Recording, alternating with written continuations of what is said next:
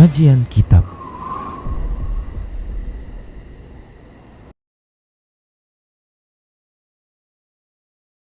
Assalamualaikum warahmatullahi wabarakatuh. Innal hamdalillah nahmaduhu wa nasta'inuhu wa nastaghfiruh wa na'udzu billahi min syururi anfusina wa sayyiati a'malina.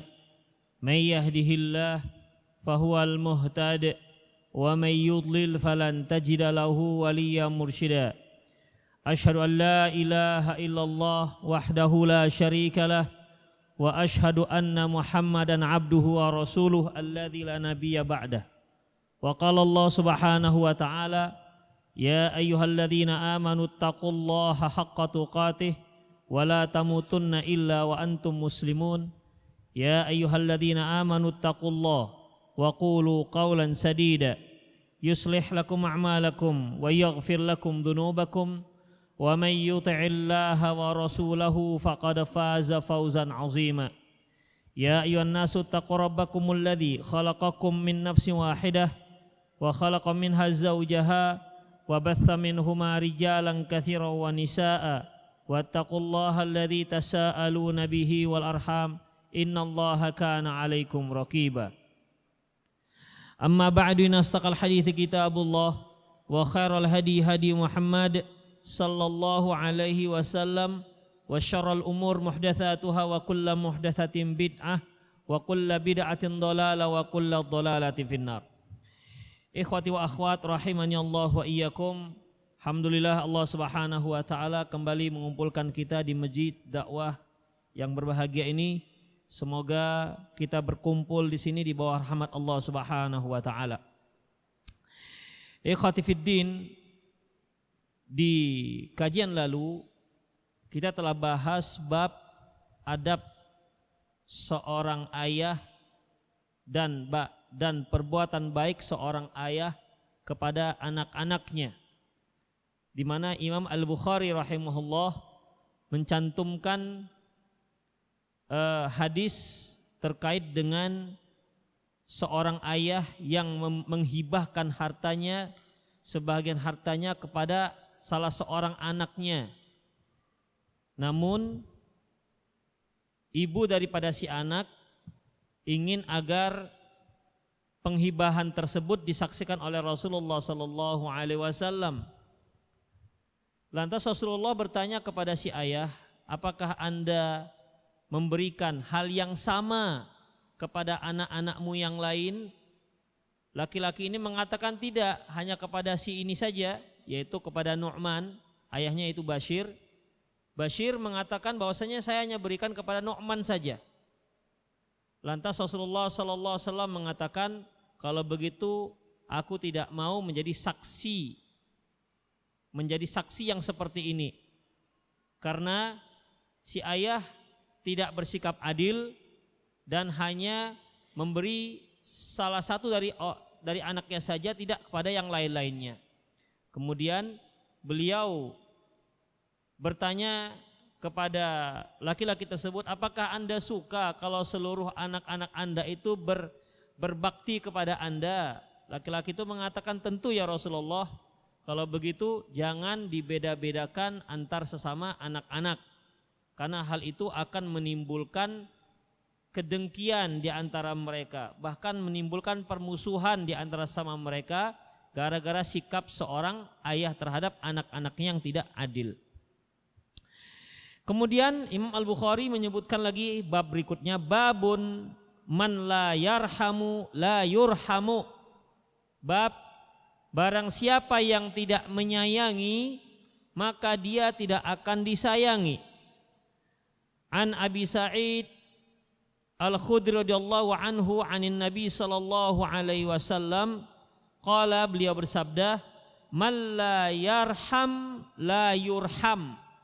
Barang siapa yang tidak menyayangi maka dia tidak akan disayangi. Hadis ini menunjukkan ataupun memberikan kita spirit agar senantiasa berbuat baik, senantiasa memberikan bantuan kebaikan kepada sesama umat manusia. Karena ketika kita suka membantu orang lain, maka otomatis orang lain juga akan membantu kita. Sebagaimana kalau kita menyayangi orang lain, maka kita pasti akan disayangi oleh orang-orang tersebut. Sebagaimana dalam sebuah hadis yang diriwayatkan oleh Imam Muslim, man ahabba ayyuzahziha 'anil nar wa yudkhilul jannah wa yudkhilul jannah. Barang siapa yang suka kalau dia diselamatkan dari neraka dan dimasukkan ke dalam surga, falyatihi maniyatahu wa huwa yu'min billahi wal yawmil akhir. Hendaklah ketika dia meninggal dia beriman terhadap Allah dan hari akhirat. Wal ya'ti ilan nasil ladzi yuhibbu ayyu'ta ilaihi. Hendaklah dia bersikap kepada manusia yang lain sebagaimana sikap di mana sebagaimana sikap yang dia sukai orang lain bersikap kepada dia. Kalau dia suka kalau orang lain memberikan perhatian kepada dirinya, maka hendaklah dia terlebih dahulu memberikan perhatian kepada orang lain. Kalau dia suka orang mencintai dirinya, menyayangi dia, maka sayangilah orang lain. Kalau dia suka lebih didahulukan ketimbang orang lain, maka hendaklah dia mendahulukan orang lain ketimbang dirinya. Itulah semua sikap-sikap baik. Intinya apa yang disukai, kita sukai dari orang, perlakuan orang kepada kita.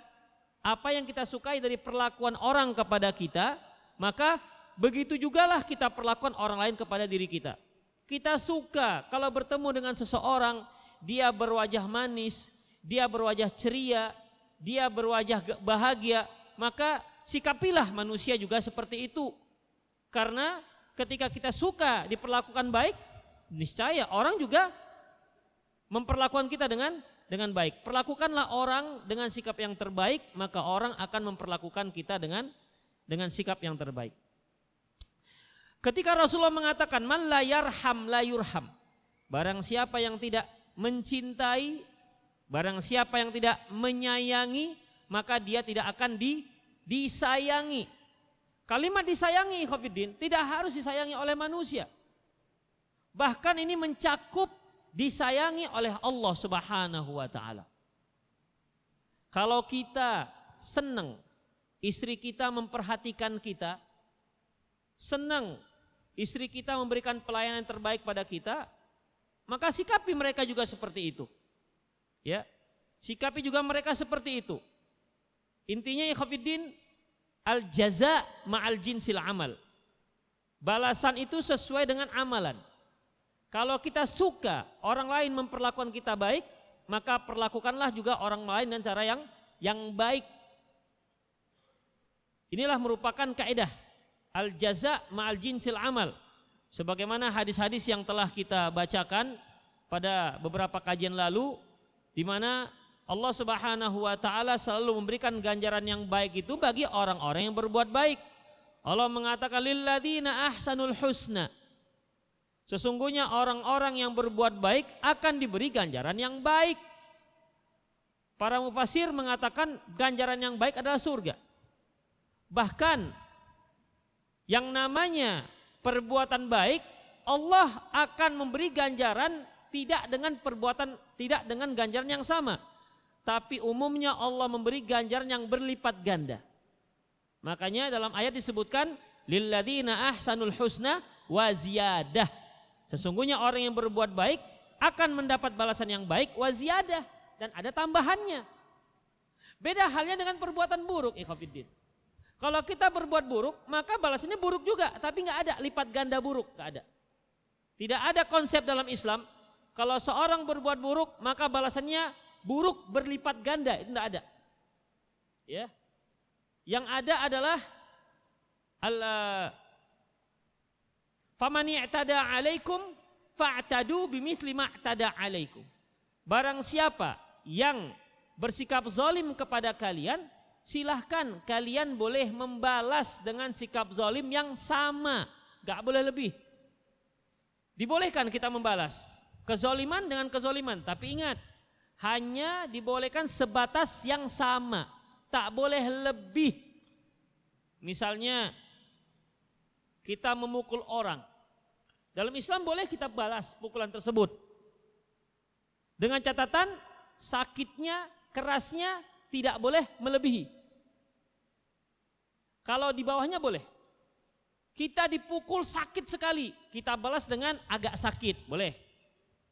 Tapi kalau kita membalas dengan lebih sakit, zolim namanya. Ketika kita didoakan, ya Allah, jadikan dia begini dan begitu. Kita balas juga seperti itu, dibolehkan. Kalau itu sifatnya zolim, ya boleh membalas.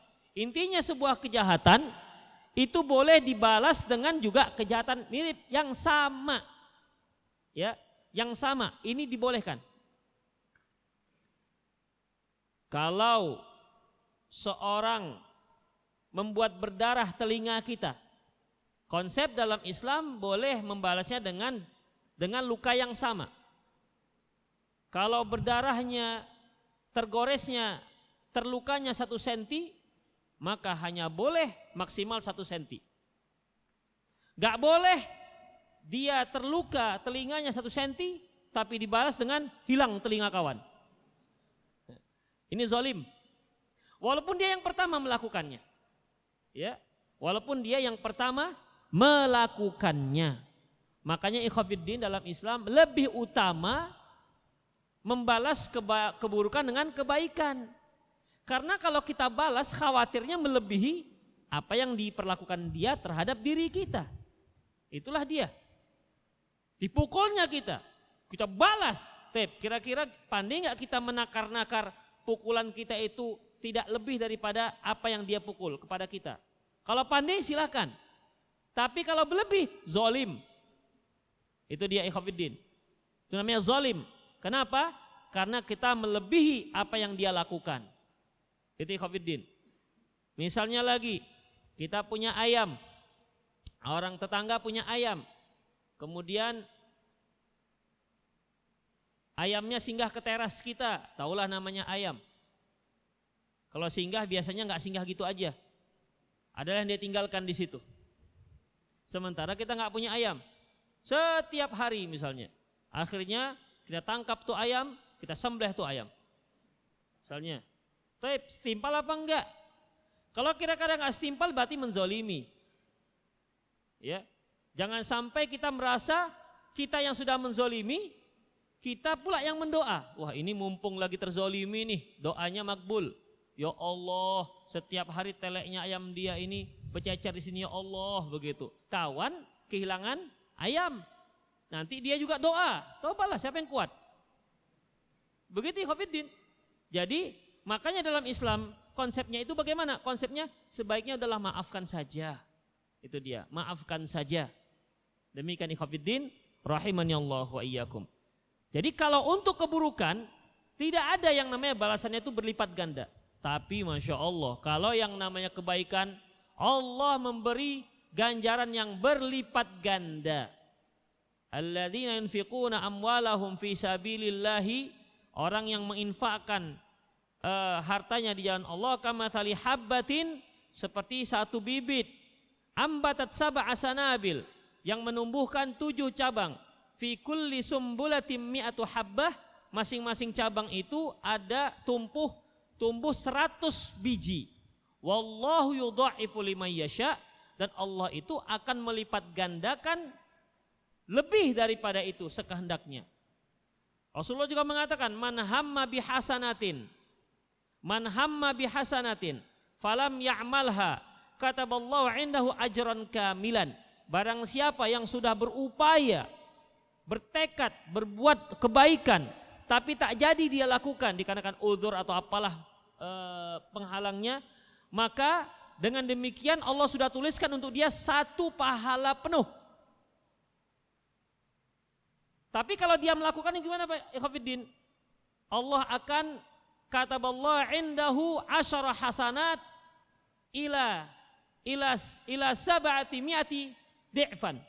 Kalau dia lakukan, Allah akan tuliskan untuk dia 10 kali lipat kebaikan sampai 700 kali lipat. Jadi kalau kita lihat hadis-hadis yang seperti ini, seharusnya kita lebih mudah masuk ke surga ketimbang neraka. Kan begitu seharusnya. Ya. Tapi begitulah ikhwatiddin, ada dosa-dosa itu bisa menghapuskan banyak kebaikan kita. Itulah dia. Makanya ini paling dihati-hatikan oleh seorang muslim. Oleh karena itu, ini yang paling parah adalah yang bisa menghapus pahala-pahala kita, syirik. Itu paling parah. Bisa habis semuanya. Tak bersisa. Makanya inilah yang pertama sekali diwanti-wanti oleh para nabi. Hati-hati kalian berbuat syirik. Habis amalan kalian. Habis. Sehabis-habisnya. Itulah bahayanya sebuah kesyirikan. Taib. Allah Subhanahu wa taala juga menyebutkan hal jazaul ihsani illal ihsan. Bukankah kebaikan itu dibalas dengan juga kebaikan? Allah Subhanahu wa taala juga menyebutkan wa may ya'mal su'an yujza bihi. Yang berbuat buruk akan dibalas ya sesuai dengan keburukannya. Tidak ada berlipat-lipatnya, tidak ada. Demikian ikhwatiddin rahimanallahu wa iyyakum. Dalam hadis juga disebutkan man naffasa an kurbatin min qarabid dunya naffasallahu anhu qurban min qurabil akhirah. Barang siapa yang melepaskan seorang muslim, seorang hamba Allah dari kesusahan dunia, itu anak siapa nanti lompat.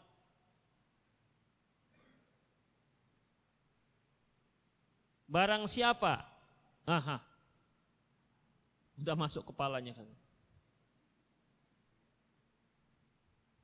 Barang siapa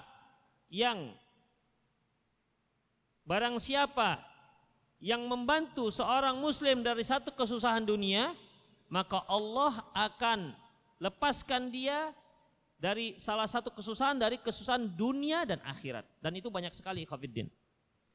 Hadis-hadis yang terkait dengan seperti ini. Taib. Kemudian ikhwatiddin rahimani Allah wa iyyakum. Jadi di sini man la yarham la yurham. Barang siapa yang tidak menyayangi, maka pasti dia tidak akan disayangi. Padahal ikhwatiddin, ketika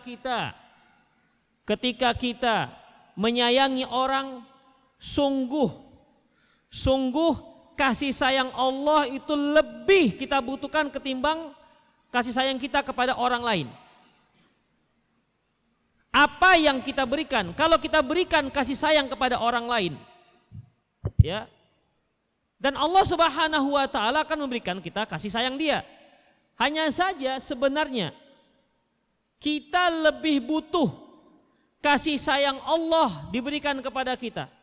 Lebih banyak kasih sayang yang kita butuhkan dari Allah ketimbang apa yang telah kita beri kepada orang lain. Sebenarnya enggak seimbang. Tak seimbang ikhwatiddin. Ada seorang wanita ketika dia dipisahkan dari bayinya, ya, wanita itu sedang menyusui. Ketika pertama sekali bisa bertemu dengan bayinya, maka wanita ini pun memeluk anaknya, kemudian menyusui anaknya. Apa kata Rasulullah kepada sahabat? Kamu lihat bagaimana wanita tersebut sayangnya terhadap anaknya? Ya, tidak terperikanlah sayang seorang ibu kepada anaknya. Kemudian apa kata Rasulullah? Sungguh Allah lebih sayang terhadap makhluknya daripada ibu itu terhadap anaknya. Kalau kita lihat, kalau yang namanya kasih sayang antar sama manusia, maka tidak bisa menyamai kasih sayang seorang ibu kepada anaknya. Enggak bisa. Ya, tidak bisa. Karena terlalu banyak pengorbanan seorang ibu kepada anaknya. Oleh karena itu ketika Rasulullah ditanya, "Man ahaqqu bihusnil bibirri?" Ya Rasulullah, siapa yang lebih berhak terhadap perbuatan baikku? Rasulullah katakan, ummuka, ibumu. Tsumma man? Kemudian siapa lagi ya Rasulullah? Ummuka, ibumu. Tsumma man? Siapa lagi Rasulullah? Ummuka, ibumu. Tsumma man ya Rasulullah? Kemudian siapa lagi? Umma abuka. Kemudian ayahmu. Yang keempat baru ayahmu. Tsumma man? Kata Rasulullah, kata sahabat tadi. Siapa lagi Rasulullah setelah ayahmu? Fal aqrab wal aqrab. Yang terdekat dan yang lebih terdekat. Siapa orang yang terdekat terhadap diri kita setelah ayah kita, maka dia lebih berhak mendapatkan kebaikan dari diri kita ketimbang yang lainnya. Kemudian an Jarir bin Abdullah qala, dari Jarir bin Abdullah qala dia berkata, la yarhamullahu man la yarhamun nasa. Wa fi tariqin ukhra bil lafzin, barang siapa yang man la yarhamun nas la yarhamuhullah. Rasulullah sallallahu alaihi wasallam bersabda, barang siapa yang tidak, bahwasanya Allah tidak akan menyayangi orang yang tidak menyayangi manusia yang lain. Dalam lafaz yang lain, dari jalur sanad yang lain, Rasulullah mengatakan, man la yarhamun nas, barang siapa yang tidak menyayangi manusia, la yarhamuhullah, maka dia tidak akan disayangi oleh Allah Subhanahu wa taala. Kemudian waqala qaulu tabaraka ta'ala, qul ud'ullaha aw ud'ur rahman.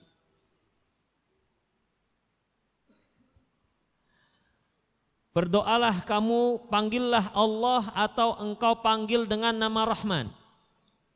Kalau engkau memanggil Allah, panggillah nama Allah.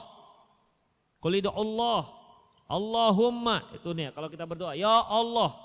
Awidur Rahman, atau panggillah dengan Ar-Rahman, ya Rahman. Ayyamma tad'u, kamu panggil yang mana saja, falahul asmaul husna, maka Allah memiliki nama-nama yang baik.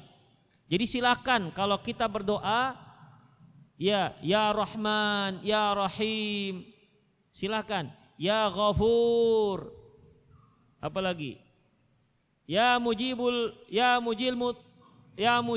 muttarra idza da'ah, boleh silakan. Ya, kita dibolehkan panggil berdoa dengan menggunakan nama-nama Allah, silakan. Tetapi hendaknya disesuaikan dengan doa kita.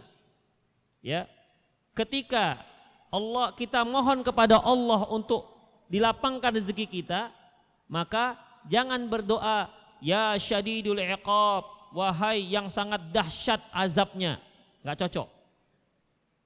Seharusnya yang kita doakan apa? Ya Razzaq, wahai yang memberi rezeki. Kalau kita mohon ampun, maka ya jangan doa ya Wahhab, wahai yang Maha Pemberi. Maka yang kita doakan ya apa? Ya Ghafur, ya wahai yang memberi ampunan, ya dan lain-lainnya. Itu ikhwatiddin, sesuaikan dengan doa. Taib. Kalau antum berdoa ingin dapat istri, apa nama yang cocok kita panggil untuk Allah?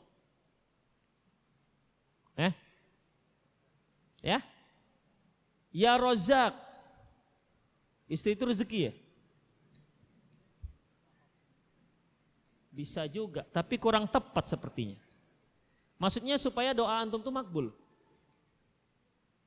Ya Wahhab, Maha Pemberi. Ya Wahhab, Maha Pemberi. Demikian juga kalau yang belum punya anak, boleh berdoa dengan ya Wahhab, wahai Maha Pemberi, berilah saya, anugerahkanlah saya seorang anak. Itu dia. Bagi yang belum punya istri, ya Wahhab boleh juga. Ya Allah, berilah saya seorang istri atau 2 orang istri, silahkan, tidak ada masalah. Ya tergantung kebutuhan. Ya tergantung kebutuhan. Nanti kan Allah akan kabulkan sesuai dengan kemampuan kita. Itu ikhwatiddin, sesuai dengan kemampuan kita. Makanya kita itu kalau meminta kepada Allah, mintalah sebanyak-banyaknya. Jangan segan. Jangan samakan Allah seperti kalau kita ngutang. Kalau kita ngutang kan kita agak-agak sanggup nggak kira-kira. Misalnya, kalau minta kepada Allah, minta sebanyak-banyaknya. Jangan ada batas. Jangan ada batas. Makanya Rasulullah katakan kalau kalian meminta kepada Allah surga, maka minta surga yang paling tinggi, yaitu surga Firdaus. Jadi jangan, ya Allah masukkanlah aku dalam surga, nggak apalah emper-emperannya juga nggak apa-apa ya Allah. Nggak usah itu, salah, doanya salah. Ya, mintalah surga Firdaus. Nanti Allah akan berikan sesuai dengan amalan kita. Atau mungkin Allah berikan naikkan karena seringnya kita meminta, seharusnya dia ini surga tingkat 1 nih, nggak apa-apa, aku kasih tingkat 5, begitulah kira-kira. Demikian ikhwatiddin. Ada seorang anak dari salah seorang sahabat, dia berdoa, ya Allah berikanlah saya surga yang sebelah kanannya itu banyak taman-taman, yang sebelah kiri sebelah kanannya banyak pakai taman-taman.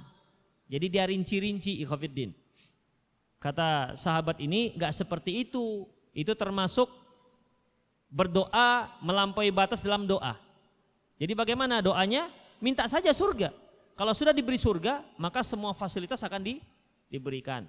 Antum kepingin agar rezeki dilapangkan, maka doanya, ya Allah lapangkan rezeki saya, lapang selapang-lapangnya. Ya, lapang selapang-lapangnya.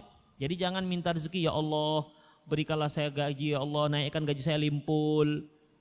Tuh, cepet limpul. Karena ini masih butuhnya cepet limpul misalnya. Ya, enggak usah, berikan selapang-lapangnya. Ya Allah, lapangkan rezeki saya. Ya, lapangkan rezeki saya. Demikian juga yang lainnya ikhwatiddin. Mintalah kepada Allah. Di sini penulis menyebutkan qul Allah awida'ur rahman. Katakan, ya Muhammad panggillah, doalah kepada Allah atau Ar-Rahman. Yang terkait dengan hadis yaitu Ar-Rahman. Karena di sini dikatakan dalam hadis di atas, man la yarhamun nas la yarhamuhullah. Barang siapa yang tidak menyayangi manusia, Allah tidak akan menyayangi dia. Dan Allah Subhanahu wa taala punya sifat Ar-Rahman. Ar-Rahman adalah nama Allah, Ar-Rahman. Di dalam nama Ar-Rahman ada sifat Allah yaitu menyayangi. Menyayangi, yarham, yaitu Allah menyayangi makhluknya. Itu ikhwatiddin. Jadi nama-nama Allah, ya setiap nama-nama Allah di situ mengandung sifat. Tapi tidak semua sifat Allah mengandung nama. Seperti ikhwatiddin, kalau nama Allah itu punya nama Sami', nama Allah adalah Sami'. Kalau bahasa Indonesia kita artikan dengan yang maha mendengar. Yang maha mendengar, itu namanya Sami'. Kata-kata Sami' adalah nama Allah, dan di dalam nama Allah Sami', Allah memiliki sifat mendengar. Yaitu Allah memiliki sifat mendengar. Al-Basir itu nama Allah.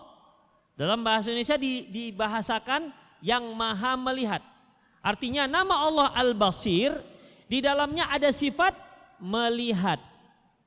Namun kalau ada sifat Allah, ya tidak mesti ada namanya. Seperti Rasulullah mengatakan nazala rabbuna ila sama'id dunya fi thuluthil lail akhir. Allah turun ke langit dunia di sepertiga malam yang terakhir. Turun tidak bisa diambil dari kata-kata turun, nazala, mustaq isim fa'il. Berarti Allah itu namanya nazil, yang maha turun. Tak ada yang maha turun. Ya. Demikian juga Allah punya sifat marah. Ada marah. Allah punya sifat marah. Allah menyebutkan wa ghadiballahu alaihim wa la'anahum. Allah itu marah kepada mereka dan Allah melaknat mereka. Itu sifat Allah. Tapi Allah tak punya nama ghadib, yang maha marah. Tidak ada nama Allah yang maha marah. Apalagi Allah punya sifat mencintai. Innallaha yuhibbul muhsinin. Allah itu mencintai orang-orang yang baik. Tetapi nama Allah enggak ada Al-Muhib, yang maha mencintai. Jadi ikhwatiddin, seluruh nama-nama Allah itu mengandung apa tadi? Sifat. Tapi tidak semua sifat Allah mengandung nama. Itu ikhwatiddin. Kemudian selanjutnya, sifat Allah ini ada yang sifat zatiyah, ada sifat fi'liyah. Sifat zatiyah ini ikhwatiddin, sifat yang ada pada zat Allah dan dia terus ada pada Allah. Seperti Allah itu maha berkuasa. Al-Qadir. Allah itu maha berkuasa. Innallaha ala kulli syai'in qadir. Sesungguhnya Allah itu maha berkuasa atas segala sesuatu. Al-Qadir. Baik, maka Allah itu maha berkuasa seterusnya. Tidak pernah lepas. Oh, ada kali-kali waktu Allah itu nggak berkuasa. Bisa begitu? Kan enggak kan? Apalagi? Allah itu punya sifat apa ya? Al-Alim. Allah itu punya sifat, Allah itu punya nama Al-Alim, yaitu yang maha mengetahui. Punya sifat Al-Ilmu. Ini namanya sifat zatiyah, tidak terlepas dari Allah. Kan nggak bisa kita katakan, kadang-kadang Allah tahu, kadang-kadang nggak tahu gitu. Nggak bisa. Ya, ini namanya sifat zatiyah. Taib. Ada sifat fi'liyah. Sifat yang terkait dengan perbuatan Allah. Ya kalau Allah berkehendak dia akan lakukan, kalau enggak dia lakukan. Seperti apa? Allah memiliki sifat kalam. Al-kalam, punya sifat kalam. Dalilnya wa kallamallahu Musa taklima. Dan sesungguhnya Allah itu berbicara dengan Nabi Musa dengan satu pembicaraan. Al-kalam. Allah memiliki sifat kalam. Taib. Allah punya sifat kalam, berbicara. Apakah Allah berbicara terus? Gimana? Apakah Allah berbicara terus? Sampai saat ini pun Allah lagi bicara? Kan enggak. Artinya dia punya sifat bicara, ya kalau dia mau dia akan berbicara, kalau enggak dia tidak berbicara. Begitu ikhwatiddin. Jadi di antara pemahaman yang keliru yaitu kalau yang mengatakan bahwasanya Allah tidak punya sifat berbicara. Mengapa demikian? Karena sifat bicara itu kadang ada kadang tidak. Berarti kalau di saat Allah itu tak bicara, Allah itu punya sifat yang kurang. Ya keliru ikhwatiddin. Justru kalau kita lihat makhluk yang bicara terus, apakah berarti dia punya sifat sempurna? Antum punya istri, ngomel terus. Wih, Masya Allah, sempurna istriku nih. Awak tidur mesti ngomel. Misalnya, ya itu gak sempurna jadi ikhwatiddin. Itu namanya sifat zatiyah. Sifat fi'liyah. Ya. Seperti apa lagi ikhwatiddin? Ini dia sifat Rahman. Ar-Rahman nama. Allah punya sifat Yarham. Ar-Rahmu yaitu menyayangi. Kalau Allah mau Allah akan sayangi. Kalau Allah mau Allah akan marahi. Itu dia. Ya jadi bisa Allah menyayangi, bisa Allah tidak menyayangi. Man la yarhamun nas la yarhamuhullah. Barang siapa yang tidak menyayangi manusia, maka Allah tidak menyayangi dia. Berarti ada saat-saat Allah tidak menyayangi manusia. Siapa dia? Apabila manusia tersebut tidak menyayangi orang lain. Tetapi kalau dia menyayangi orang lain, maka Allah menyayangi dia. Ini namanya sifat fi'liyah. Allah akan melakukan sekehendaknya. Kapan dia mau, dia akan berkehendak. Dia akan menyayangi. Kapan dia mau, dia akan marah. Demikian ikhwatiddin. Demikian juga sifat Allah seperti marah. Marah sifat Allah. Ini fi'liyah apa zatiyah? Zatiyah apa fi'liyah ini? Fi'liyah, kenapa? Karena kan gak mungkin Allah marah terus. Ya, Allah itu punya sifat marah. Tapi ya bagi makhluk yang pantas dia marahi, Allah akan marah. Bagi makhluk yang gak pantas dia marahi, maka Allah akan menyayangi dia.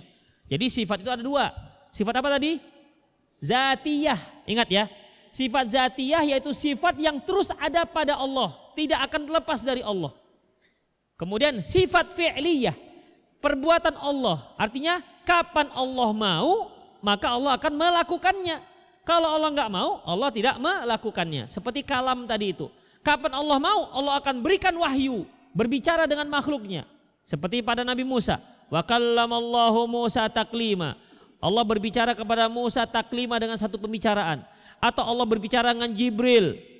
Ya. Allah berbicara dengan malaikat-malaikat yang lainnya. Sebagaimana dalam sebuah hadis Di mana ketika para malaikat berkumpul di sebuah majelis taklim seperti ini. Kemudian setelah usai, malaikat naik ke langit. Naik ke langit dan Allah berkata, dari mana kalian? Bukan berarti Allah nggak tahu, ya. Allah lebih tahu. Dari mana kalian? Dari majelis hambamu ya Allah. Apa yang mereka lakukan? Apa yang mereka minta? Para malaikat mengatakan mereka meminta surga ya Allah.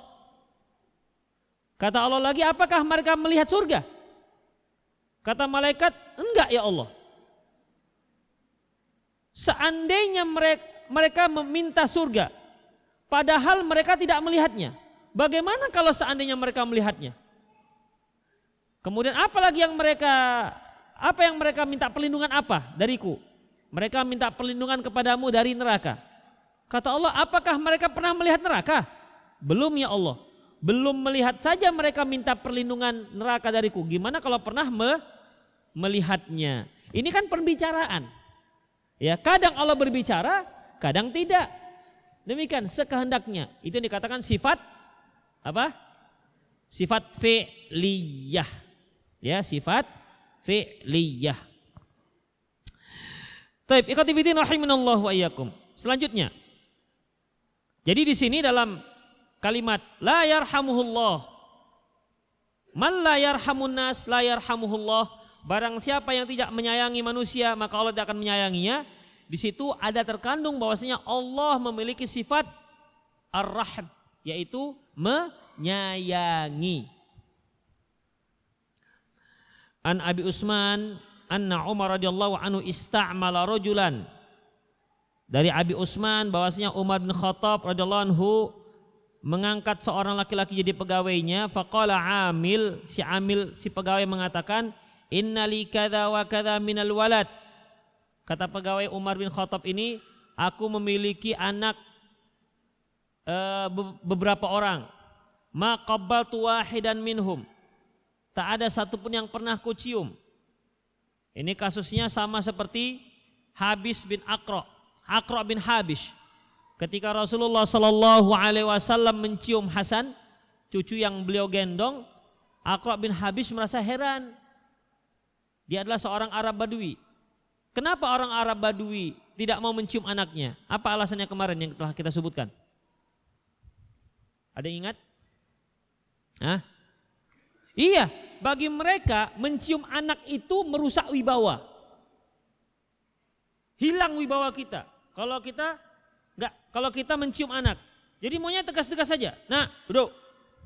Baris. Angkat kaki. Lancang depan. Ya macam TNI gitulah. Ya, macam tentara gitu. Padahal tidak seperti itu Islam mengajarkan kita dalam mendidik anak-anak. Ya, tidak seperti itu. Makanya Rasulullah Sallallahu Alaihi Wasallam ya memberikan wejangan kepada dia. Di antaranya ini, artinya mencium anak itu adalah sebagai tanda kasih sayang. Beliau katakan man la yarham la yurham, yang enggak menyayangi maka tidak akan disayangi. Demikian ikhwatiddin. Apakah orang Arab Badui berarti kalau enggak mencium anaknya tandanya dia enggak sayang anaknya? Gimana kira-kira? Orang Arab Badui itu kan enggak mau mencium anaknya karena untuk memperlihatkan wibawa sebagai orang tua. Apakah artinya mereka enggak sayang dengan anaknya? Hah? Sayanglah ikhwatiddin. Ya, yang namanya orang tua itu selalu sayang dengan anaknya, tapi mereka tidak mengungkapkannya. Berarti ikhwatiddin, dari perlakuan Rasulullah kepada cucunya Hasan ataupun Husain, ketika kita sayang, maka ungkapkan kasih sayang kita tersebut kepada orang yang kita sayangi. Itu dia. Jadi jangan sayang dalam diam.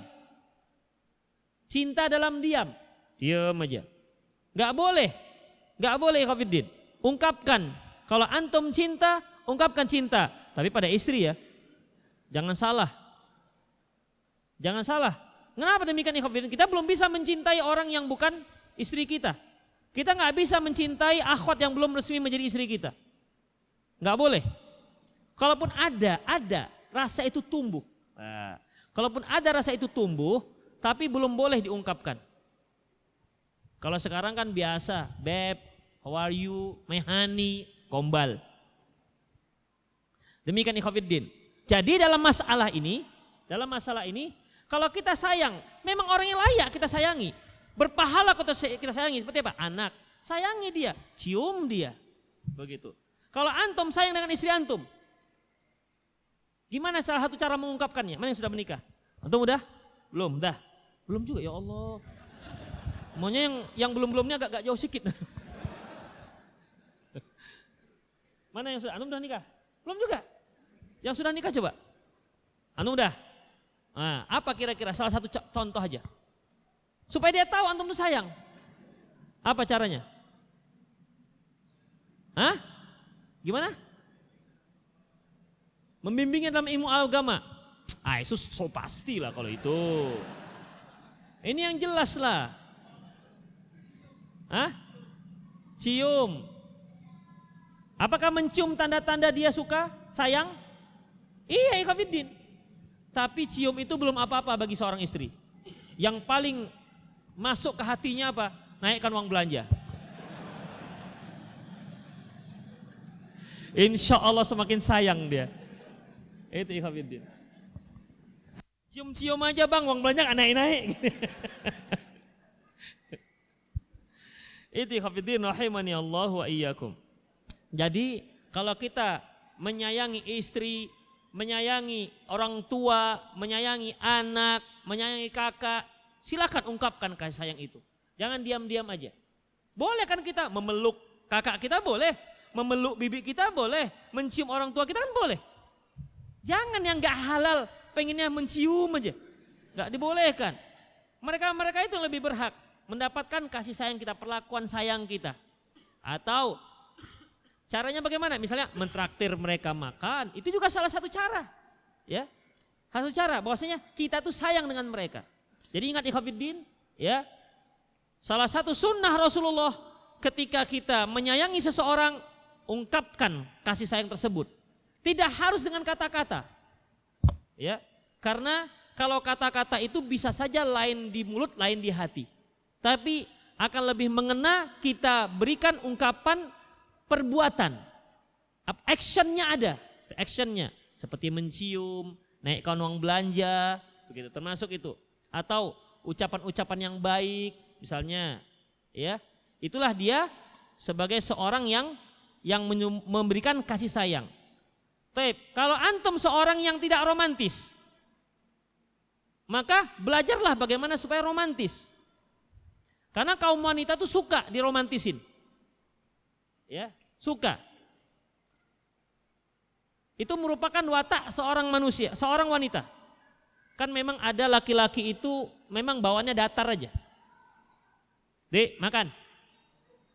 Cuci tangan. Begitu, datar. Tidak ada, makasih dek ya, Masya Allah tambah manis deh. Begitu.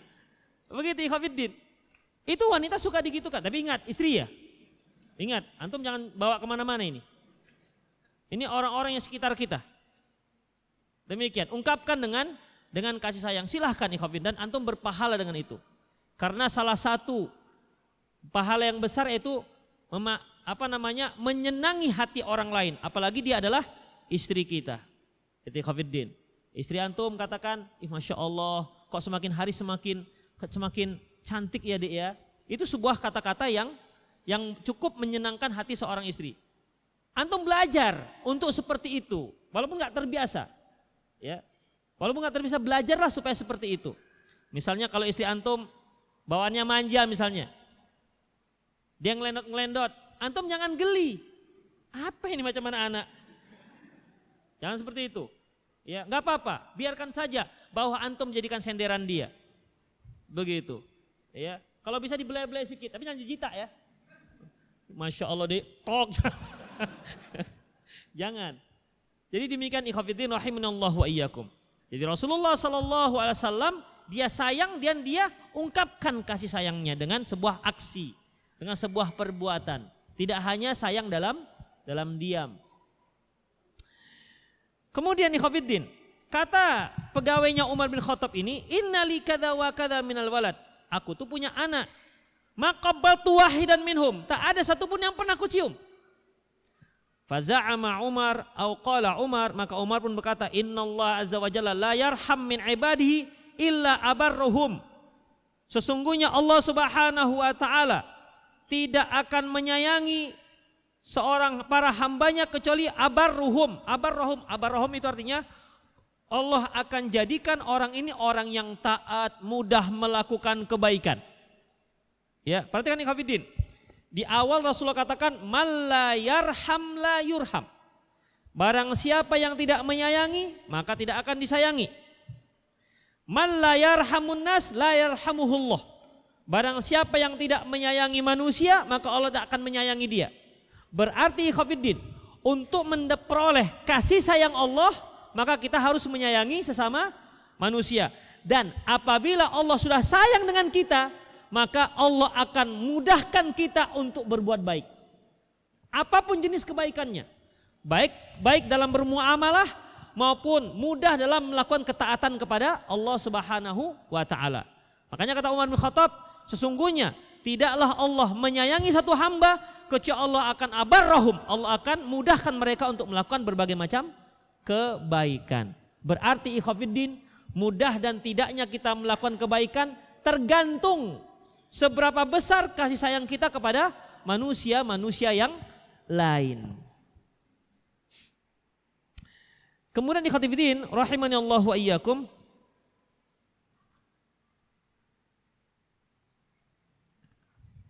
satu lagi aja. Babur rahmatum mi'atu juz. Babur rahmati mi'atu juz. Bab bahwasanya rahmat itu ada 100 bahagian. Rahmat itu ada 100 bahagian. An Abi Hurairah radhiyallahu an, dari Abi Hurairah radhiyallahu anhu qala, dia berkata, sami'tu Rasulullah sallallahu alaihi wasallam yaqul, aku pernah mendengar Rasulullah sallallahu alaihi wasallam bersabda, ja'alallahu azza wa jalla rahmatan mi'ata juz'in. Allah Subhanahu wa taala menjadikan rahmat itu sebanyak 100 bahagian. Fa amsaka indau tis'ata wa tis'in. Allah tahan yang 99 rahmat, wa anzala fil ardi juz'an wahidan, dan diturunkan hanya 1 rahmat saja. 99 itu Allah tahan, yang 1 yang diturunkan itu yang dibagi-bagikan di antara sama makhluk. Amin dzalika juz'un yatarahamul khalq. Dengan 1 bahagian rahmat inilah para makhluk saling berkasih sayang. Hatta tarfa'ul farasu hafiraha an waladiha khasyata ayin tusibahu. Sampai-sampai seorang tarfaras, kuda, ya, dia mengangkat kakinya agar tidak terpijak anaknya. Itu dikarenakan apa? Karena kan sayangan anaknya. Jadi ikhwatiddin, kasih sayang yang 1 itu dibagi-bagikan kepada seluruh makhluk, baik kepada manusia maupun kepada hewan. Coba bayangkan ikhwatiddin, berapa hebat rahmatnya Allah kepada manusia. Makanya kalau kita lihat ikhwatiddin, kalau kita misalnya punya pembantu, kita katakan, Mbak datang jam 8, pulang jam 11. 8, 9, 10, 11. 9, 10, 11, 3 jam. Sudah. Gajinya sekian. Kemudian ternyata pembantu kita ini datangnya jam 10, pulang jam 11. Datang jam 10, pulang jam 11. Apa yang kita lakukan kira-kira? Hah? Pecatlah. Suruh datang jam 8, datangnya jam 10. Hanya 1 jam. Kenapa kok datang kamu terlambat? Supaya apa? Ya tentu untuk keuntungan dia. Taib ikhwatiddin, Allah Subhanahu wa taala setiap hari kita durhakai. Setiap hari kita berbuat dosa. Durhaka kepada Allah Subhanahu wa taala. Itu kalau rahmat Allah seperti rahmat yang ada pada kita, dipecat kita entah kemana. Mau kemana lari? Tapi udahlah, aku maafkan. Allah katakan, seandainya hambaku membawa dosa sepenuh langit dan bumi, kemudian diminta maaf, maafkan. Aku tak peduli, kata Allah. Coba kalau ada orang menfitnah antum, ngukulin antum, kemudian ambil harta antum, sampai istri antum dipisahkan, semua dizolimi, tiba-tiba minta maaf. Gimana kira-kira? Sekarang penyetlah kita buat. Kenapa? Karena rahmat kita itu hanya satu yang Allah berikan. Itu pun dibagi-bagi. Ya. Di antaranya rahmat Rasulullah. Sayangnya Rasulullah ketika penduduk Mekah mengintimidasi Rasulullah dan para sahabatnya sampai kaum muslimin gak sanggup tinggal di Mekah, sampai hijrah ke negeri Habsyah, sampai akhirnya pindah ke Madinah saking tak sanggup dengan intimidasi, siksaan orang-orang Mekah. Di saat Mekah ditaklukkan, Rasulullah katakan antumut tulaqa, kalian itu semua bebas, diampuni. Itu sifat Rasulullah yang membuat kita terkagum-kagum. Tapi ingat, itu sebahagian dari satu rahmat yang turun. Dari satu rahmat, itu sebahagian yang ada pada Rasulullah. Gak semuanya. Bagaimana dengan rahmat Allah Subhanahu wa taala? Makanya wajar kalau katakan innahu la yai'asu mir rauhillah ilal qaumul kafirun, sesungguhnya tidak ada orang yang putus asa terhadap rahmat Allah kecuali dia itu kafir. Gimana dia putus asa terhadap rahmat Allah? Rahmat Allah itu 99. Sisanya yang kita bagi-bagikan di sini. Ada yang sayang kita kepada anak. Bagi ikhwatiddin. Itulah dia yang harus kita pahami. Artinya apa ikhwatiddin? Ini sebagai motivasi bagi kita bahwasanya kita jangan putus asa. Minta terus rahmat Allah Subhanahu wa taala. Minta terus keampunan Allah Subhanahu wa taala. Karena sungguhnya rahmat Allah itu sangat luas. Itulah ikhwatiddin rahimani Allah wa iyyakum. Di sini disebutkan annal muslim yahfazu ila tasabuqi ila rahmati khalqi wal ibadi ma amkana dzalik tama'an bi 99 juz'an. Sesungguhnya indallahi taala, sungguhnya seorang hamba itu melakukan menyayangi sesama hamba dengan tujuan untuk mendapatkan rahmat Allah yang 99 tadi itu. Mengharapkan rahmat Allah yang 99 yang ada pada Allah. Demikian ikhwatiddin, semoga bermanfaat. Aku qouli hadza wa astaghfirullah li wa lakum wal muslimin innahu wal ghafurur rahim. Silakan jika ada yang bertanya. Nanti aja. Yang mau bertanya melalui WhatsApp juga silakan tulis pertanyaan antum di 08956113 27778 0895 6113 27778. Sekarang jam 17.44. Belum ada yang masuk.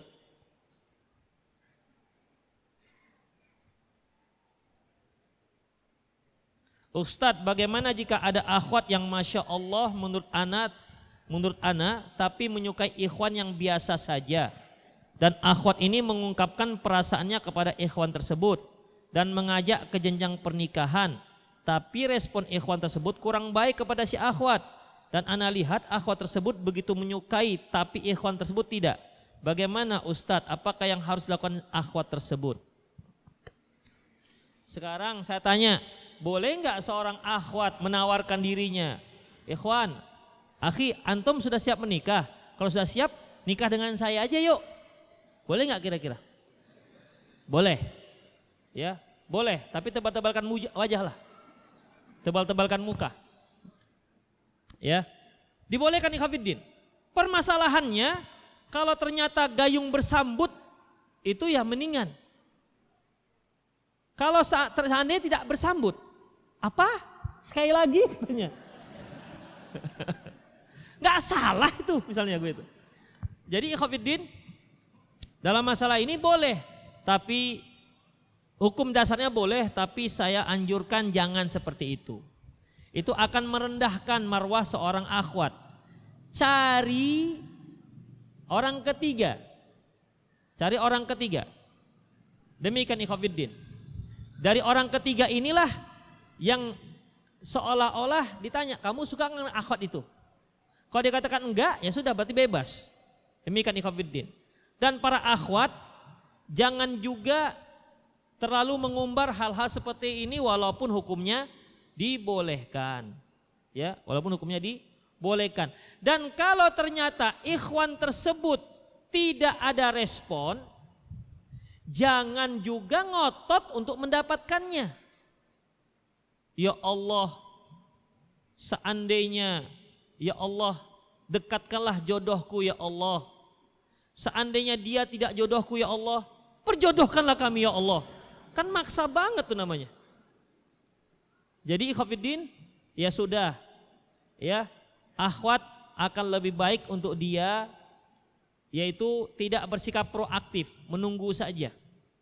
Menunggu saja siapa yang datang melamar, atau kalaupun ada yang dia suka, cari orang yang ketiga.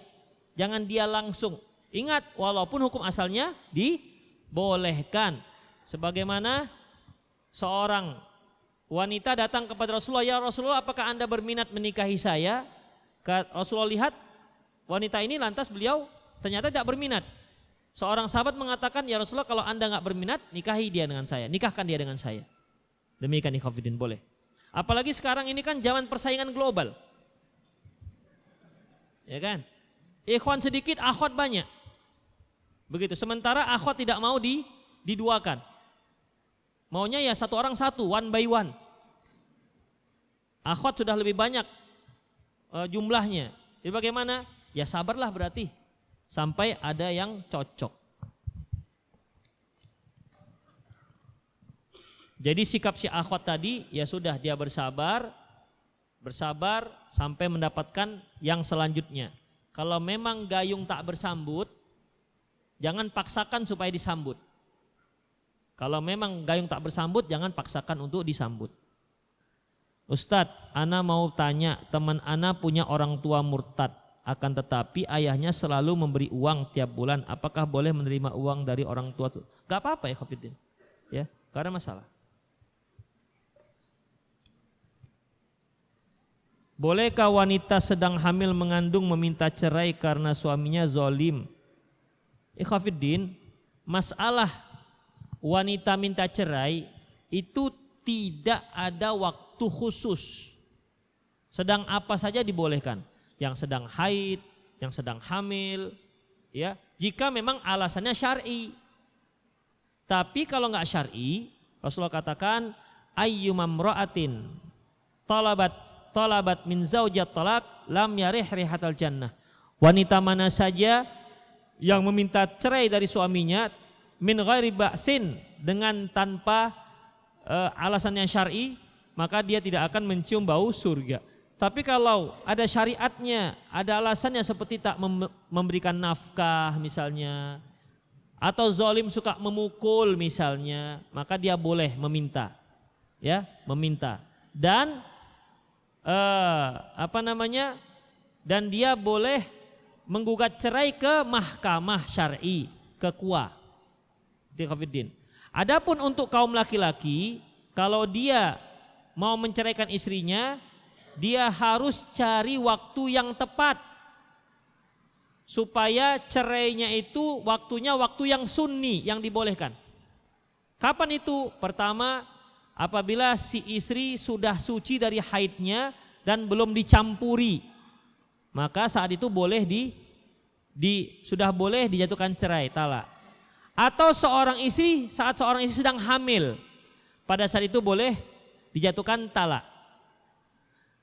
Kalau dia jatuhkan di saat istri sedang haid, atau di saat si istri sudah suci, sudah digaulinya 3 kali, cerai katanya. Udah? Maka ini namanya talak bid'i. Talak bid'i ini memiliki beberapa konsekuensi. Yang pertama, talaknya jatuh. Yang kedua, wajib rujuk. Yang ketiga, dia berdosa. 3 konsekuensi. Mereka yang mentalak istrinya dalam talak bid'i, talaknya jatuh, wajib rujuk dan dia berdosa. Tapi kata talaknya talak sunni, artinya dia menjatuhkan talak tepat pada waktunya, talaknya jatuh, tidak wajib rujuk dan dia tidak berdosa.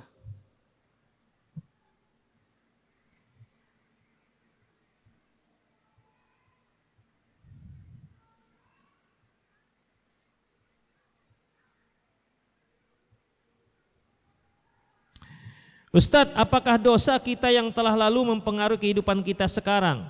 Tidak ada, ikhwatiddin. Yang namanya dosa kalau dia sudah tobat, insya Allah tidak ada pengaruh. Tapi kalau yang terkait dengan masalah musibah bisa. Ma asaba min musibatin fabima kasabat aidikum wa ya'fu an katsir. Musibah yang menimpa kalian itu semuanya gara-gara ulah tangan kalian. Wa ya'fu an katsir, tapi Allah itu banyak memberikan kemaafan. Tikhafidin. Ya, banyak orang yang tadinya berbuat dosa tapi tidak berpengaruh terhadap kehidupannya. Atau mungkin Allah Subhanahu wa taala memberikannya musibah, cobaan demi cobaan sebagai penghapus dosa-dosa dia. Sebagaimana sabda Rasulullah, tidaklah seorang muslim itu ditimpa kemalangan, ditimpa kemalangan, kesedihan sampai dia tertusuk sebuah duri, kecuali itu sebagai kafaroh, sebagai penghapus dosa-dosanya.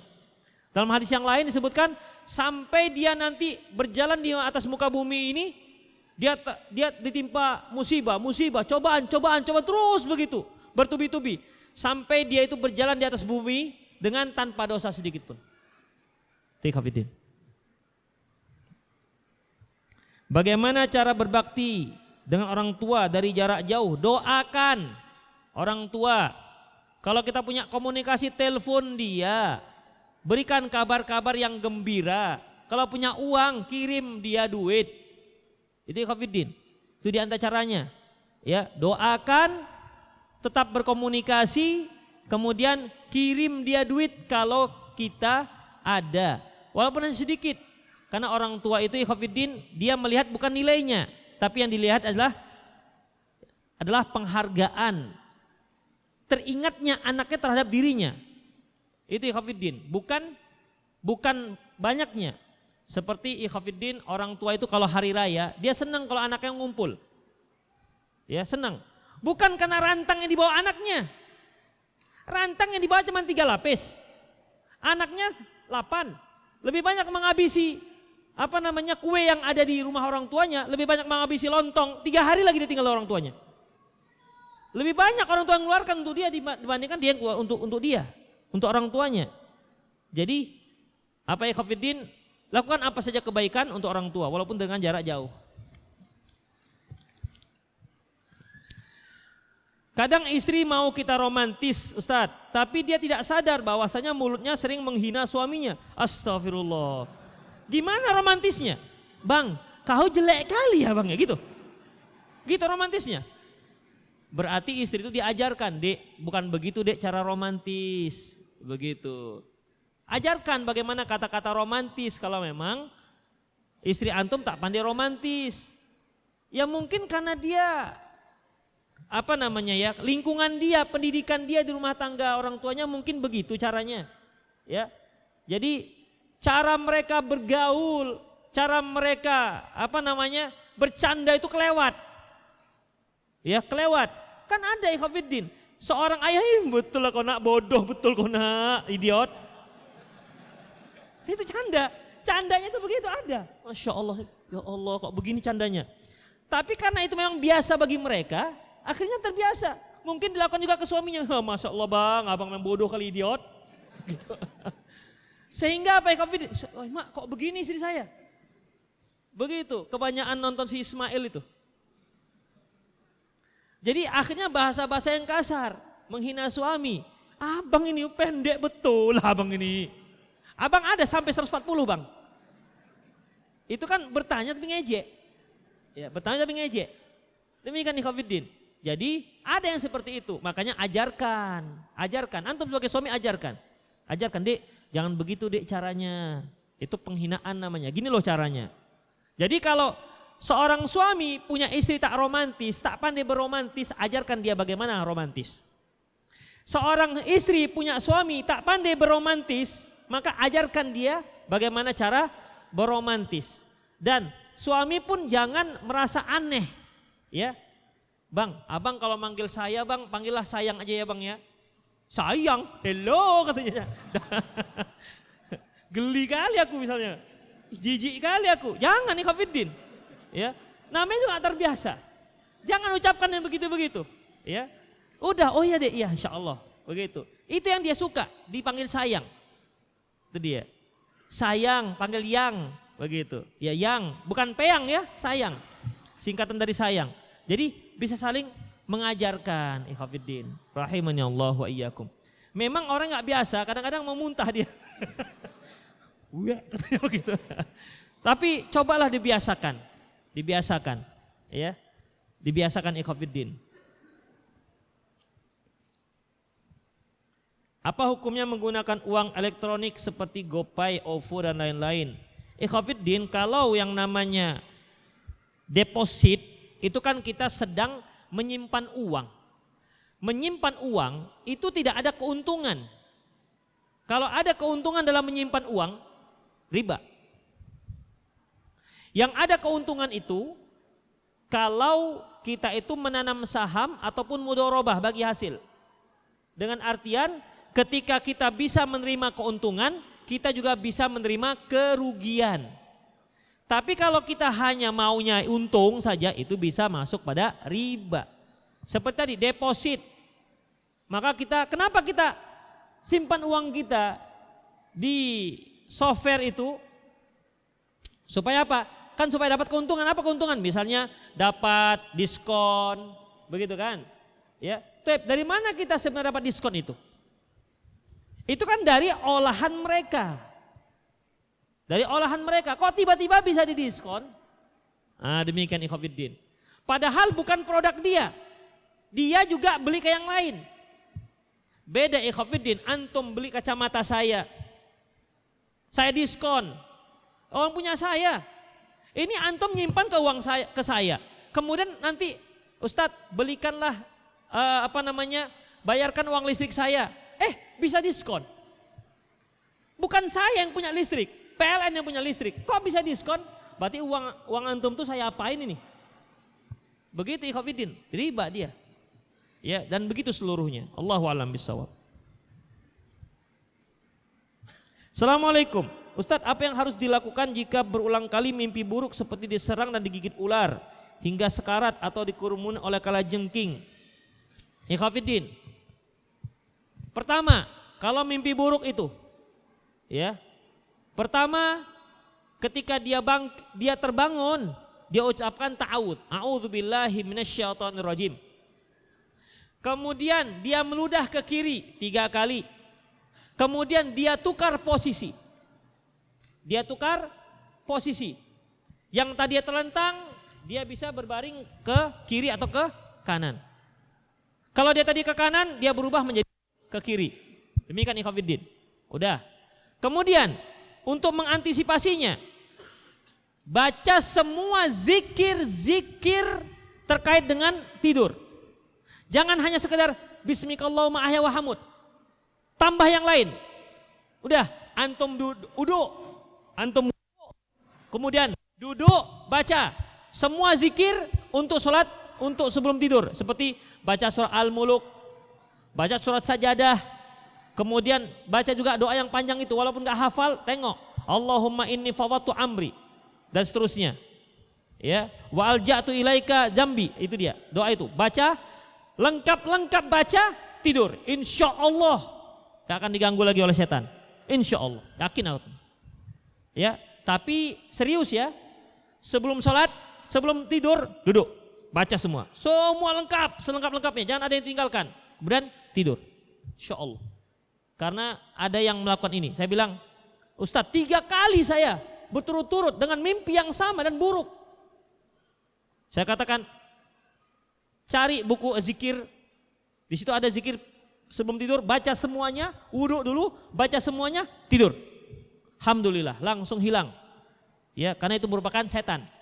Rasulullah katakan bahwasanya mimpi baik dari Allah, mimpi buruk itu dari setan.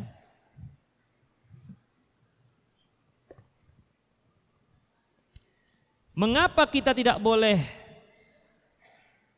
mentahzir seorang ustadz? Bukankah itu rasa sayang kita terhadap ustadz tersebut? Enggak juga, ikhwatiddin. Mentahzir boleh. Ya, mentahzir itu boleh. Apa arti mentahzir? Mentahzir itu artinya kita mengingatkan kaum muslimin hati-hati dengan ustadz ini karena ustadz ini berbahaya.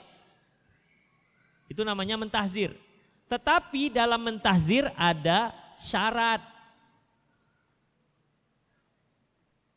Tahzir itu kan artinya sudah bersikap tegas. Sementara yang namanya dakwah terhadap orang yang salah, siapapun yang salah, itu tetap konsepnya yaitu konsep lemah lembut. Itu konsepnya. Toib, kalau lemah lembut tidak berlaku, maka boleh dengan sistem tahzir. Tetapi dengan syarat, yaitu kita perkirakan kalau ditahzir dia bisa taubat. Seperti Rasulullah SAW mentahzir 3 orang sahabat yang tidak ikut perang Tabuk. Akhirnya bagaimana? Taubat mereka. Tetapi kalau seandainya ustadz yang antum tahzir ustadz nasional, semua orang tahu, antum ustadz kampung, lurah antum aja nggak tahu kan antum. Masyarakatnya di lorong antum nggak kenal dengan antum. Tiba-tiba mentahzir, lo siapa antum? Ustadz itu juga nggak kenal dengan antum. Jadi kalau ikhwatiddin tahzirnya itu terbuka, tujuannya gunanya untuk apa? Untuk mengingatkan kaum muslimin dan agar si ustadz itu bisa teringatkan sehingga dia tobat. Maka boleh diboikot. Itu ustadz boleh diboikot. Tapi kalau kita hanya seorang di kampung itu mentahzir, kita memboikot orang kampung, diusir orang kampung lah. Dah, itu tahzir dan boikot. Bagaimana dengan tahzirnya saja? Kalau tahzirnya saja itu dibolehkan. Dibolehkan, tapi ingat ikhwatiddin, hanya pada batas kesalahannya saja. Tidak boleh nyerempet ke yang lain-lain. Misalnya, ada satu kesalahan. Ustadz, kita bisa menyebutkan nama, tapi sebaiknya tidak. Karena banyak orang alergi dengan nama. Lebih efektif kalau kita menyebutkan perbuatannya saja. Misalnya ada ustadz yang mengatakan musik itu halal. Silahkan antum sebutkan. Apakah musik halal? Sebutkan dalilnya. Tetapi kalau antum katakan ustadz fulan bodoh karena mengatakan musik halal, masih membaca judul saja orang udah nggak suka bacanya. Itu ikhwatiddin. Jadi jangan sembarangan dalam memberikan peringatan. Akan lebih baik kalau hanya kita menyebutkan kontennya saja. Apa masalahnya itu yang dibahas. Itu ikhwatiddin. Jadi siapapun yang mengatakan itu, walaupun ustadz maupun nggak ustadz, sudah tahu ada standarnya. Itu akan lebih efektif ikhwatiddin ketimbang dengan menyebut-nyebutkan nama. Ustaz, apa yang terjadi pada orang yang tidak masuk 7 golongan dinaungi Allah dan pada mahsyar? Apakah ada syafaat bagi mereka? Insya Allah ada, karena syafaat itu banyak. Ya, syafaat itu banyak. Syafaat yang terakhir yaitu memasukkan seluruh orang yang muslim ke dalam surga. Yang sudah masuk ke dalam neraka, ya Allah katakan cari semua orang yang mengatakan kalimat la ilaha illallah, masukkan ke dalam surga. Itu juga syafaat dari Allah. Assalamualaikum Ustaz. Pertanyaan, apakah boleh memberi uang kepada orang tua yang minta untuk acara yasinan bid'ah malam Jumat? Kira-kira apa jawabannya? Antum geleng-geleng gak pernah bilang enggak? Jangan. Ustaz, bagaimana jika ada orang yang menzalimi ana dan ana belum bisa memaafkannya? Bolehkah ana berharap pada Allah membalas perbuatan zalim di akhirat? Gak ada masalah. Ya, misalnya, aduh saya dizalimi ini, saya nggak memaafkan. Nanti di hari akhirat boleh. Itu hak kita ya ikhwatiddin. Memaafkan itu hak kita. Tapi ingat, kita juga punya salah. Kita juga punya dosa. Ketika kita dengan mati-matian menekan rasa jengkel agar kita bisa memaafkan. Harapannya apa? Agar kita juga dimaafkan oleh Allah Subhanahu wa taala. Itu sebenarnya ujungnya. Makanya al jaza ma'al jinsil amal. Ganjaran itu sesuai dengan amalan yang kita lakukan. Kita berupaya untuk memaafkan dia. Harapan apa? Supaya kita juga dimaafkan oleh Allah. Itu tujuannya. Kalau kita nggak maafkan, boleh silahkan. Itu hak kita. Ya, itu hak kita. Banyak sekali pertanyaan. Mohon doakan kami Ustadz agar segera memiliki anak. Pertanyaan saya, apakah boleh saya ikrar makan kurma muda buah zuriat yang katanya bisa menyubur? Gak apa salah ikhwatiddin. Ya, gak masalah. Itu semua usaha-usaha silahkan. Makan herbal apa saja penyubur silahkan, ya. Dan itu usaha yang dibolehkan selama tidak melanggar syariat, seperti dia pergi ke dukun, ya, pergi Pak dukun supaya suburkan saya bagaimana caranya, maka tidak dibolehkan. Selama caranya itu masih disyariatkan ataupun selama caranya tidak melanggar syariat itu masih dibolehkan. Anak laki-laki mau menikah tapi orang tuanya menyuruh ana dan istri ana kelak tetap tinggal di rumah orang tua ana. Sedangkan kita kan harus mandiri, kan lebih baik ngontrak. Ustadz, apakah harus anak patuhi orang tua dalam hal ini? Sekarang permasalahannya pertimbangkan yang namanya permintaan orang tua. Apakah nanti kira-kira antum masih bisa nego apa tidak? Ya, jadi jangan langsung karena ingin menikah, ya udah mak, oke mak, beres, sip. Oke lah pokoknya, jangan takut mama. Setelah menikah, kepingin keluar. Orang tua akan mengatakan, loh, kamu kemarin mengatakan seperti ini. Kamu kemarin mengatakan bahwasanya akan dapat restu kalau memenuhi syarat. Al muslimu ala syurutihim. Seorang muslim sesuai dengan syaratnya, harus dilaksanakan. Kalau sudah kadung itu terjadi, antum boleh nego, mak, lama ya, awak keluar lama ya. Ya pandai-pandai antum lah ikhwatiddin. Atau sebelum itu dikalahkan dulu negonya, nego dulu dengan orang tua supaya dia tidak memberikan syarat. Sama seperti ini ikhwatiddin, kalau ada seorang menikah dengan seorang akhwat di Jawa. Lantas syaratnya, orang tuanya, boleh nak, saya terima nikah kamu melamar anak saya. Syaratnya jangan dibawa keluar dari Jawa. Oh ya Pak, siap gerak. Nikah 2 bulan dibawa keluar Jawa, berarti mengingkari janji, nggak boleh. Begitu ikhwatiddin, ya nggak dibolehkan. Berarti dia telah mengingkari janjinya. Jadi bagaimana ikhwatiddin? Dia harus kembali ke Jawa atau dia nego, ya dia nego, nangis lah misalnya ke orang tuanya. Nah, gimana lah Pak, kasihan lah Pak, awak ini sebatang kera di sini Pak. Pandai-pandai lah ikhwatiddin. Makanya jangan sembarangan mengiyakan syarat. Ustadz, foto KTP saya belum menutup aurat, namun yang sekarang saya sudah berjilbab. Apakah berdosa jika KTP saya dilihat yang bukan mahram? Lah iya. Upayakan ganti KTP. KTP akhwat yang belum pakai jilbab, yang rambutnya masih pirang-pirang kerontang itu, ya tukar. Kan boleh tukar. Bisa tukar ikhwatiddin. Tukar KTP. Pergi ke kelurahan minta ditukarkan dengan alasan apa? Pak, ini belum pakai jilbab, ini kan berdosa saya. Paling nanti dia minta duit. Itu ajanya. Ya kalau ada duit, ada mulus insya Allah, mulus. Gak ada fulus ya, mampus lah. Ya demikian ikhwatiddin rahimanallahu iyyakum. Saya baca satu lagi aja nih, ada yang warna merah jambu ini. Wih. Ustadz, bagaimana caranya berdoa dengan menggunakan bahasa Indonesia dengan cara sebut-sebut nama Allah agar tidak melampaui batas? Ikhwatiddin, nama Allah itu kan banyak dan tidak sulit.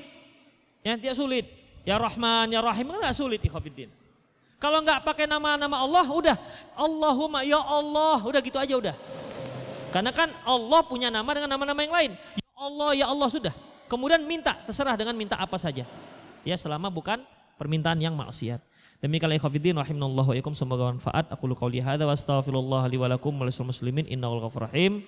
Subhanakallahumma wa bihamdik asyhadu an la ilaha illa anta astaghfiruka wa atubu ilaik. Wa akhu da'wana alhamdulillahi rabbil alamin. Assalamualaikum warahmatullahi wabarakatuh.